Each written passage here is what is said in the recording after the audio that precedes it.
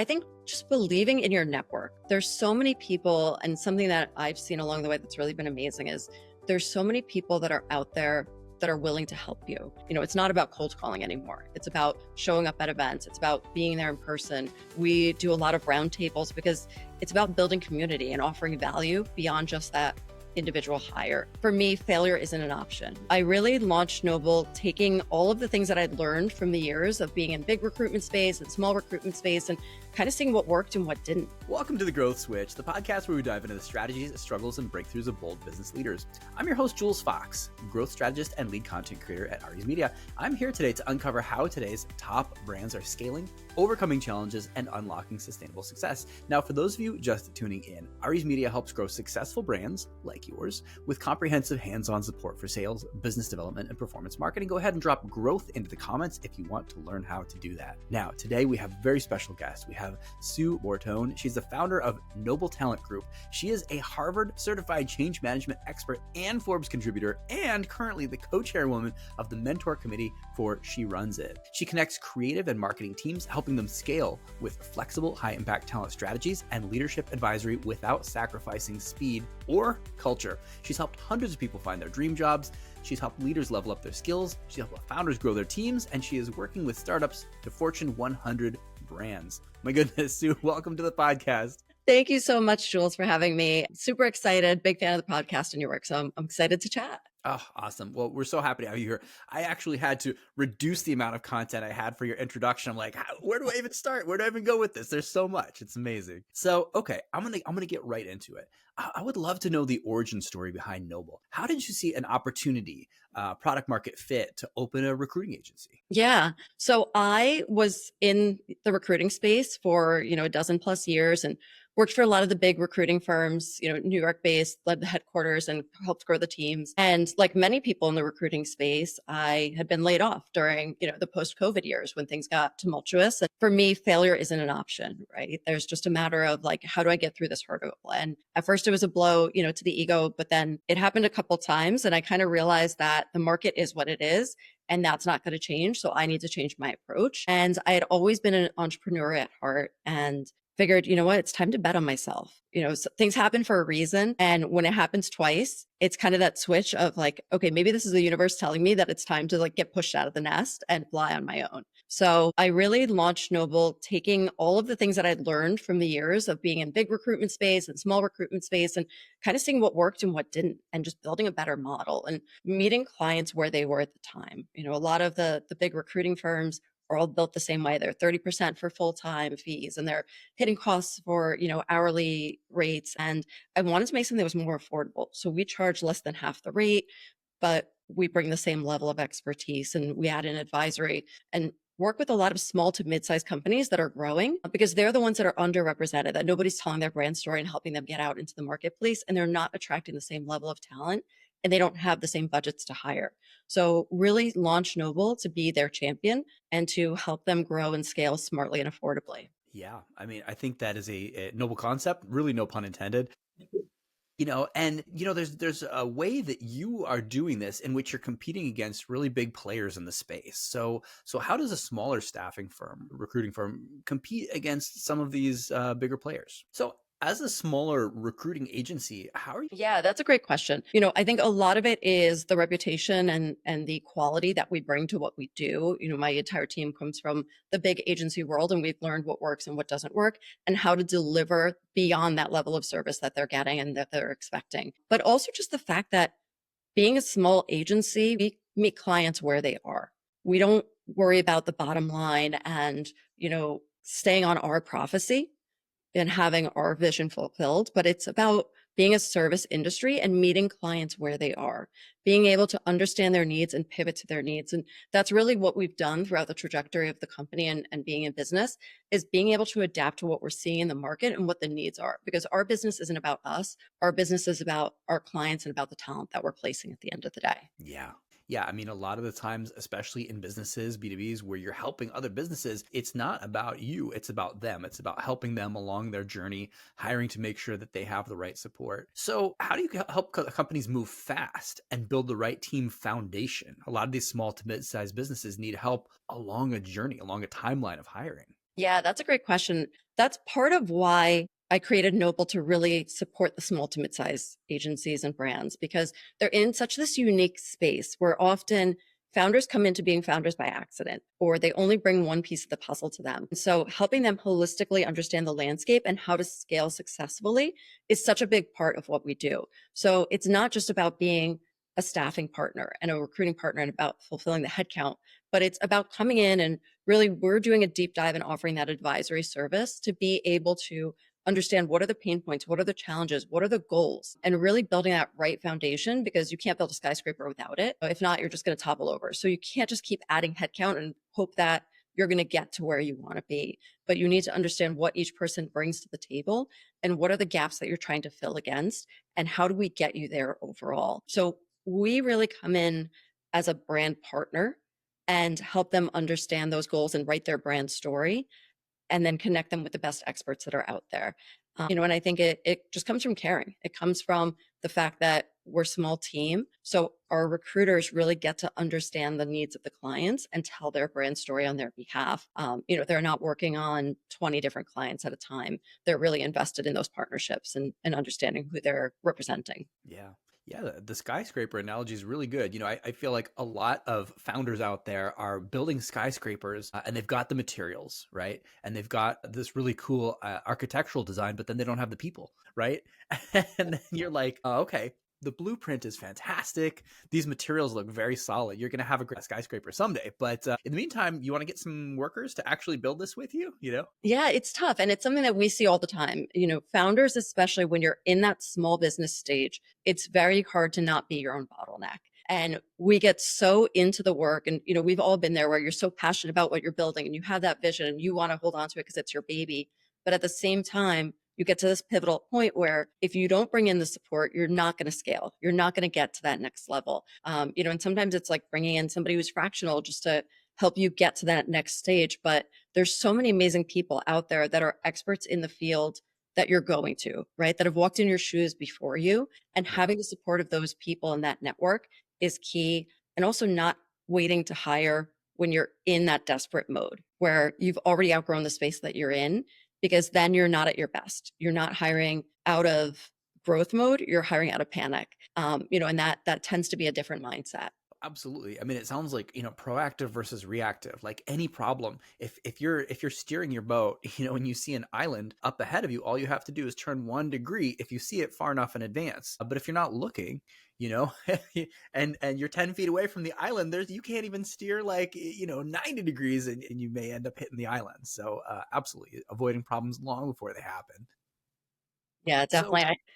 so being a founder and especially being a woman founder in an industry where there's just a lot of men out there dominating, how do you advise other women, women-owned businesses, women who are building businesses, especially in the creative and the digital space? We're seeing a lot more women-owned businesses these days, which is fantastic. Yeah, I love that. And that's part of the reason why I'm involved with She Runs It, being a mentor for other women, whether they're leaders looking to move into leadership or whether they're, already in that space of being founders.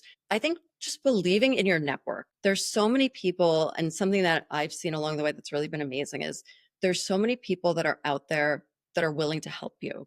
And I think so often, and especially, I think of my day to day being a mom where you're like, okay, I just have to do all the things and get through all the things. We forget to stop and ask for help. And we forget that behind each of us, no matter where we are, there's a village and there's people that are willing to help you. And again, there's people that have walked in your shoes before you that are willing to lend a hand and give you that insight. And I think that's so important, and then just being able to believe in yourself and identify what your superpower is and understanding that that's where you need to focus. Yes, you can do everything, but you don't need to be doing everything and it's not going to help you. So really focusing on what is your superpower and then finding the support that can fill in along the way to help you really shine in that area and bringing in that support system and letting them shine at what they do, whether it's, with work or with personal. It's really the best way to keep moving forward. Yeah, yeah. And people enjoy being asked for help. As a fellow parent, my daughter's 10, she's at that sweet perfect age. And sometimes she would come up and she'd be like, "Hey, is dinner ready yet?" And I'd be like, "Well, actually it'd be ready a lot faster if you want to set the table. It'd be ready a lot faster if you want to come over here and crush some of this garlic." And she loves crushing the garlic, right? And the same thing, this is way outside of parenting. This goes to business too. A lot of times, if you ask somebody for help, we think of it as a burden sometimes, but it's not. They enjoy doing it. They enjoy showing up and being of service. It's just one of the things that brings true deep happiness as a human, is to help other humans. Yeah, 100%. And it really, you can't do everything and stretch yourself so thin because you're not going to be able to show up for any of it. And even if you think about parenting and it's driving your kids here and, making dinner and making sure homework's done and all the things. And it's the same thing with business, right? Even though you can do all the things doesn't mean you should be or you need to, and it's only going to hold you back at a certain point. So asking for help, empowering people, right? Especially as we grow, there's so many people that are in our network that might be part of your company at the moment that you're not allowing to move to their full potential because you're not allowing them to help and you're not asking them for the help and allowing them to shine. So really by stepping out of the way and focusing on what you're great at and what your power is, it allows other people to step up and allows them to grow and be part of that landscape as well. Yeah. And yes, and the landscape shifts. We see we say uncertain markets so much that it's like, okay, I've heard this a million times, but it's true. We see so much more volatility here in the US. I can't tell whether or not we're in a rapidly expanding market or a recession. Like, a lot of times we just don't know. It flip-flops so fast. So, how does your company swerve to accommodate these types of radical shifts that we're seeing? Yeah, I would say we've had a lot of that in 2025, especially. And I think that's one of the good things about being a small business is that we're able to adapt and listen to our clients. And, one of the things we've shifted from is, we used to do everything just on a per hire basis. So the traditional staffing model where you're bringing one person on, you're paying for that person specifically. We've seen companies shifting, and not only is it moving from full-time to freelance, but also there's tech companies, there's companies that are being funded and that are looking to grow quickly and don't have that infrastructure. So we're doing flat fee where we're coming in on, a monthly basis or 6-month basis and helping them really to be that support system and look at them holistically, not only in the headcount, but making sure that, again, they have that right foundation to build the skyscraper. And then we've also seen a big push for global talent, to be honest.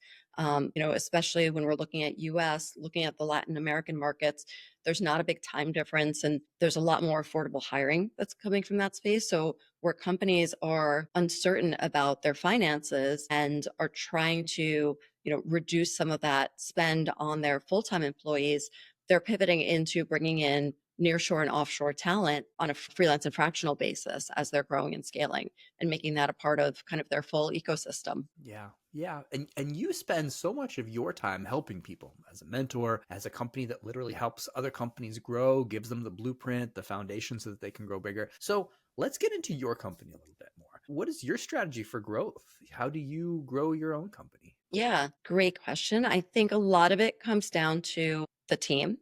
Mhm. Again, talking about that support and asking for help. As I've grown, I've been really lucky to be able to have some amazing people along with me for the journey that I've worked with in the past. And that just allows me to be even better and to keep growing and to grow our company and our brand. And so again, it comes down to listening to clients and being that client advocate so that we're not stuck in fulfilling what is the prophecy and the vision of Noble, but where are our clients going? Can we meet them where they are? Even thinking about the two ways that we've shifted in terms of kind of more of our flat fee, companies are scaling and they don't have necessarily the budget to pay fees for 3 different hires. Mhm. So, meeting them and making that more affordable, offering the global talent solution so that we're being that holistic partner to them, whether they're here in the US or they're looking to expand beyond borders, and just really being able to be nimble and pivot along with that.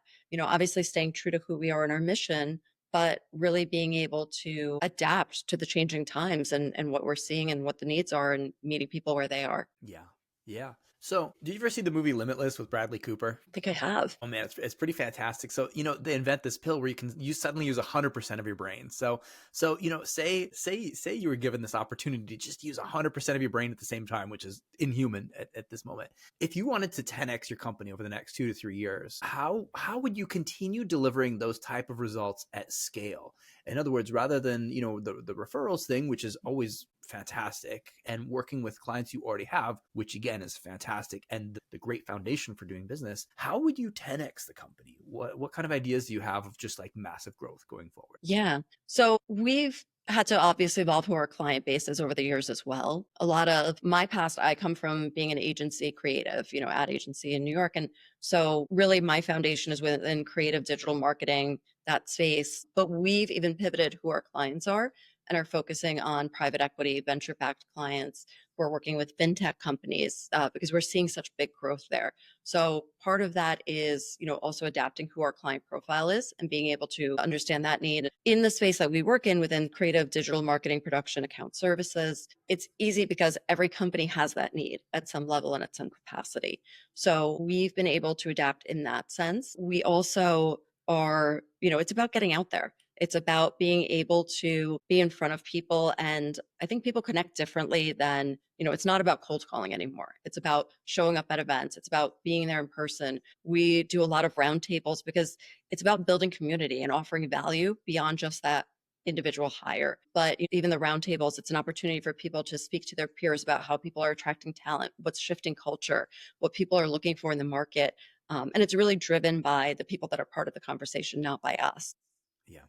So it's doing those things and it's showing up.